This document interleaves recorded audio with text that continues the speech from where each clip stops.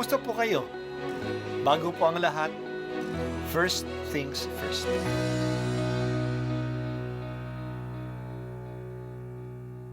Good morning po. Sinisimulan po natin ngayon ang first things first. At dito po, tinatalakay natin sa unang bahagi ng umaga natin ay ang first readings na binabasa po sa banal na misa. Ito pong tinatalakay natin kasi madalas po kasi marami na tayong alam tungkol sa gospel readings. Pero konti po ang nagsasalita sa first readings. Pero ang first readings, bahagi din po yan ng Biblia, ng banal na kasulatan. Kaya susubaybayan po natin ang mga first readings, basahin po natin at kuminsan kailangan ng basahin ng 2 o 3 beses bago maintindihan kasi hindi po tayo familiar sa mga istorya at sa mga kaisipan na tinatalakay dito. Ang pagbasa mula sa unang aklat ng mga hari. Noong panahong iyon, si Nabat ay may ubasan na nasa tabi ng palasyo ni Akab, hari ng Samaria. Nagustuhan ni Akab ang ubasan, kaya't sinabi niya kay Nabat, "Ibigay mo na sa akin ang iyong ubasan at gagawin kong taniman ng gulay, pagkat malapit sa aking palasyo. Papalitan ko ng mas mainam na ubasan o babayaran sa iyo." Ngunit ganito ang naging sagot ni Nabat, "Patawarin ako ng Panginoon, ngunit hindi ko po maibibigay sa inyo ang pamana ng aking mga ninuno." Umuwi si Akab na malungkot at masama ang loob dahil sa sagot ni Nabat. Nagkulong siya sa kanyang silid, hindi makausap at ayaw kumain. Nilapitan siya ni Reyna Jezebel at tinanong, "Ano ba ang isinasama ng loob mo at di ka makakain?" Sumagot ang hari, "Kinausap ko si Nabat na taga Jezreel at inalok ko siyang papalitan o babayaran ng kaniyang ubasan, ngunit tinanggihan ako. At ang sabi, hindi raw niya maaaring ibigay sa akin ang kaniyang ubasan." Wika sa kanya ni Jezebel, "Halika na, kumain ka at huwag ka nang malungkot. Ireregalo ko sa iyo ang ubasan ni Nabat." Gumawa ang reyna ng ilang sulat sa ngalan ng hari. Tinatakan ng pantatak ng hari at ipinadala sa mga matatanda at namumuno sa lungsod na tinitirahan ni Nabat. Ganito ang sabi niya sa sulat, "Ipag-utos ninyo ang isang pangkalahatang pag-aayuno. Patayin ninyo si Nabat sa harapan ng karamihan. Kumuha kayo ng 2 upahang saksi na maghaharap ng ganitong sumbong laban sa kanya. Tinungayaw niya ang Diyos at ang hari. Pagkatapos, dalhin ninyo siya sa labas ng lungsod at batuhin hanggang mamatay." Tinupad ng matatanda at mga pinuno ng lungsod ang utos ni Jezebel. Ipinag-utos nila ang isang pangkalahatang pag-aayuno at iniharap sa madla si Nabat. Lumabas ang 2 saksi na inupahan at siya'y pinaratangan ng ganito. Tinungayaw ni Nabat ang Diyos at ang hari, kaya't si Nabat ay inilabas ng lungsod at binato hanggang mamatay.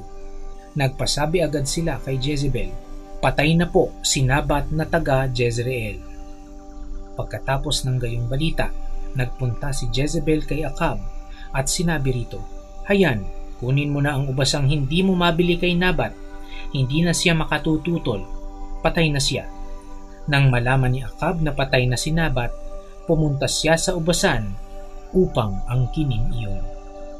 Ang salita ng Diyos. Salamat sa Diyos. June 17, 2024 and 3, 2, Ang pang-aapi ng makapangyarihan sa mga tapat na tao ay nararanasan natin ngayon. Dahil makapangyarihan sila, nagagawa nila ang gusto nila at ang mga tao ay susunod-sunuran sa kanila. Pinagbibintangan ang mga maliliit na tao. Ang tawag natin dito ngayon ay red tagging. Komunista daw sila at mga revolusyonaryo. Kinukulong at pinapatay ang mga nare-red tag.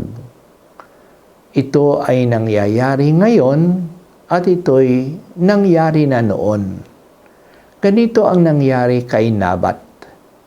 Tapat si Nabat sa kagalian sa Israel na ang lupa na ipinamana ng Diyos sa isang pamilya ay hindi pwedeng mapunta sa ibang pamilya. Si Yahweh, ang Diyos ng Israel, ang may-ari ng lupain sa Israel. Ito'y ibinabahagi niya sa mga pamilyang Israelita noong panahon ni Josue. Hindi ito dapat mapupunta sa iba. Kaya kung kailangan ito ipagbili, ay dapat ipagbili sa isa sa kanilang angkan. Kaya pinanindigan ni Nabat na hindi ipagbili o ipagpalit ang ubasan niya kay Akab kahit na hari pa siya. Kapritso lang naman ni Akab ang gusto niya na lupa ni Nabat kasi malapit sa kanyang ari-arian at gusto niyang maging gulayan niya. Mayroon pa naman siyang ibang lupain. Nagtampo si Akab nung hindi niya makuha ang gusto niya. Ayaw lumabas ng kwarto. Ayaw kumain. Nagtantrum. Para siyang isang batang nagtatampo. Ang kanyang reyna na si Jezebel ang humanap ng paraan na ligpitin si Nabat. Si Jezebel ay hindi isang Israelita, kaya hindi niya kinikilala ang kaugalian sa Israel. Pinapatay niya si Nabat sa pamagitan ng mga bayarang mga testigo. Ito ay false accusation, red tagging, na binastos daw ni Nabat ang Diyos at ang hari. Sa ating panahon, red tagging ang tawag dito. Ang mga leaders o matatanda naman ay nagpagamit sa reyna, kaya pinapatay si Nabat. Ang mga kasalanan ay dugtong-dugtong. Nandyan yung masamang pagnanasa ni Haring Akab. Hindi ba nakalagay sa 10 utos na huwag mong pagnasaan ang ari-arian ng iba? Nandyan yung pagsisinungaling ni Reyna Jezebel. Gumawa siya ng sulat na ginamit ang tatak ng hari. Nandyan yung di makatotohanang pagbibintang. Ginawa ito ng mga saksi na upahan. Kasama na sa kasalanan nila ang pagiging sakim. Nagpabayad sila kahit na gumawa pa sila ng masama. Nandiyan na ang pagiging sunod-sunuran ng mga matatanda ng bayan. Alam naman nila na ito ang pagbibintang na walang kabuluhan, pero sumunod sila. Ang resulta, ang pagpatay ng isang tao at ang pagnanakaw ng kanyang ari-arian. Ang lahat ng mga kasangkot dito ay may pananagutan sa krimen na ginawa. Si Haring Akab, si Reynang Jezebel, ang mga matatanda ng bayan, ang mga upuang saksi, at ang mga taong bumato. Patawad, Panginoon, sa patuloy na kanwal-dumal na pagbibintang na nangyayari ngayon sa buong mundo at sa aming piling. Napakaraming mga taong inosente ang napagbibintangan at pinahihirapan. Patawad, Panginoon, na kami ay nananahimik sa ganitong pang-aabuso sa kapwa na nangyayari sa aming lipunan. Patawad sa aming pagwawalang kibo.